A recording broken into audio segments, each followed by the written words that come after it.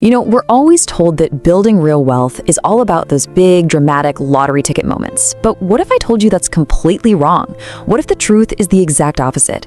Today, we are going to deconstruct the tiny, almost invisible habits that silently build financial empires. It's proof that the real power, well, it's in the small things we do every single day. This quote just nails it, doesn't it? We've all been sold this Hollywood fantasy of wealth creation. The screaming traders, the 1 in a million stock picks. But it's just that, a fantasy. It's a total illusion. So if that's not how it's done, then how in the world does it actually happen? Well, that brings us to what you could call the myth of the move. We're basically programmed from birth to look for that one big win, right? That single, brilliant decision that's going to change everything overnight. But searching for that, it's just a distraction from what really, truly matters. So you've got this one picture in your head, the myth, all this frantic energy, these huge gambles, these flashes of genius. But then there's the reality. And honestly, the reality is almost painfully boring. It's all about quiet, relentless consistency. It's the tiny, simple choices you make day in and day out. To really get this, we've got to use this amazing analogy from the natural world that just maps perfectly onto finance. It's termites versus the hurricane. And look, this isn't just some cute metaphor. This is about understanding the fundamental physics of how wealth is either built up or completely torn down. So first up, you've got the financial hurricane. This is the stuff of nightmares, right? The massive market crash, that one terrible investment that just wipes you out. It gets all the media attention, and we spend so much energy worrying about it, trying to predict it. But here's the thing you have to remember. These events are incredibly rare. The force that's actually way, way more powerful, it's the financial termite. It's totally invisible, it's silent, and it is always working. These are the tiny little habits that day after day are either chewing away at the foundations of your wealth or slowly, methodically building it stronger. This is the force that truly decides the game. So what do these negative termites even look like in real life? Well, they're the things we barely even notice. That $4 coffee that feels totally harmless. The hours that just vanish while you're scrolling on your phone. Buying stuff you don't need to keep up with people you don't even like. Each one feels like nothing. But you compound that over decades, it's a guaranteed recipe for disaster. But here's where it gets really beautiful. This isn't just some scary story about destruction. You can take this exact same law of slow, silent compounding and flip it on its head. You can choose, intentionally, to cultivate your own army of positive termites and build a financial fortress that no storm, no hurricane could ever tear down. So how do we actually do that? How do we breed these positive termites? We're going to break down 5 very specific, very tiny habits. These are the practical, daily things you can start doing, literally today, to put this incredible compounding power to work for you. All right, so here's our roadmap for the rest of this. We're going to hit the too hard pile, the 500-page rule, the mastery of stillness, a quirky one called the McDonald's breakfast test, and we'll finish up with the inner scorecard. Let's dive in. Okay, habit number 1 is all about creating a too hard pile. We're sort of taught to think that complexity means we're smart. We go looking for these 7-foot fences to jump over to prove our genius. But you know what? The market doesn't care.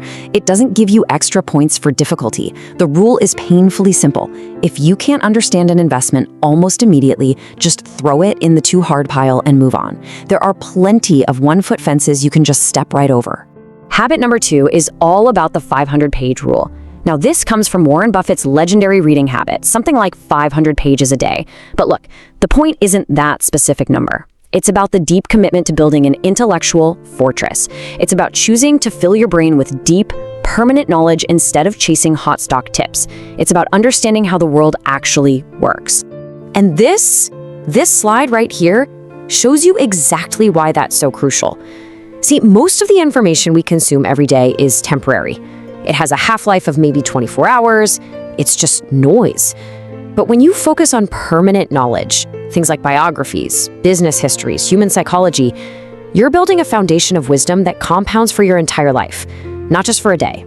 Habit number 3 is maybe the hardest one for most of us in the modern world. It's the mastery of stillness. We have this deep-seated action bias, this constant need to be doing something, especially when markets get scary. Wall Street loves this, by the way, because they get paid when you trade. But real wealth, it's often built by doing absolutely nothing. It's about becoming that patient crocodile, just sitting there, conserving all your energy, waiting motionlessly for that one perfect, obvious opportunity to walk right into your mouth. All right, habit number 4 is a fun one. It's the McDonald's breakfast test. Now, it sounds kind of silly, but it's about something incredibly profound, a deep respect for your capital. The story goes that when the market's down, Warren Buffett orders the $2.61 breakfast. When the market's up, maybe he'll splurge for the $3.17 option. Now, it's not about being cheap. It's a daily reminder to avoid lifestyle creep and to remember that you are the master of your money, not the other way around. I want you to think of it this way. Every single dollar you save is like a tiny soldier that you can send out into the world to work for you 24/7. So when you spend, say, $10 on a fancy coffee you don't really need, you're not just losing $10. You are murdering the hundreds of dollars that little soldier could have become for your future self. And that brings us to our 5th and final habit, and this one is all about your mindset.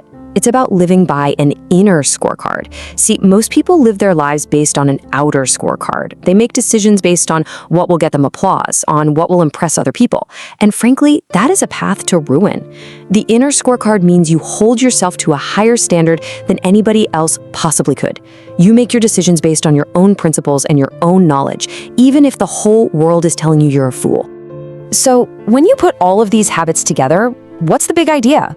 What's the thread connecting them all? It's a really simple philosophy, actually. The game of building wealth is not a sprint for the most brilliant person in the room. It is a long, slow marathon designed for the most disciplined. And that's the most empowering part of this whole thing. I mean, look at what these habits require of you. They don't require a massive IQ, they don't require a rich family or a fancy degree. All they require is relentless discipline and, this is the really important part, the psychological strength to just be bored while everyone else is out there chasing excitement. And that means they're available to absolutely anyone. So the final takeaway is this. Stop looking at the horizon, waiting for the hurricane, for that one big event to change your life. Because while you're waiting, the termites are at work. The clock is ticking relentlessly. The real game is being played right here, right now, in the tiny choices you make every day. So don't try to change everything all at once. You'll just get overwhelmed. Just pick one. Which one will it be? Are you going to start a too hard pile? Are you going to read for 15 minutes before bed? Or are you just going to skip that expensive coffee tomorrow? The power isn't in doing one big thing. It's in starting today and then just doing it again tomorrow. The only question left is, which one will you choose?